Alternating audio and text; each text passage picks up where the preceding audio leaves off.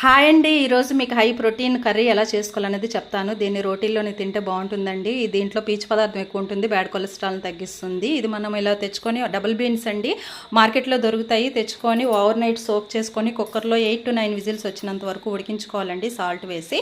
అలాగే దీనికోసం పేస్ట్ కోసం ఆనియన్, 2 గార్లిక్, అల్లం చిన్న ముక్క, ధనియాలు, జీలకర్ర తీసుకొని పేస్ట్ చేసుకోవాలి. టొమాటో క్యాజీ కూడా పేస్ట్ చేసుకోవాలి.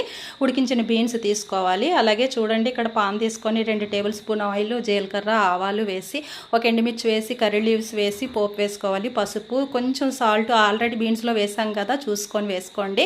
కారం అండ్ మనం ఉల్లి పేస్ట్ చేసుకున్నాం కదా, వేసుకొని కొంచెం పచ్చివాసన పోయేటట్టు ఉడికించుకోవాలి. తర్వాత అన్నమాట బీన్స్ యాడ్ చేసేసుకోవాలండి. యాడ్ చేసుకుంటే కొంచెం వాటర్ యాడ్ చేసుకొని ఉడికించుకోవాలండి. 3 minutesలో రెడీ అయిపోతుందండి. తర్వాత చివరిలో కొరియండర్ లీవ్స్ యాడ్ చేసుకుంటే టేస్టీ ఎమ్మి కర్రీ రెడీ అండి. రోటీల్లోని బాగుంటుంది. Thank you.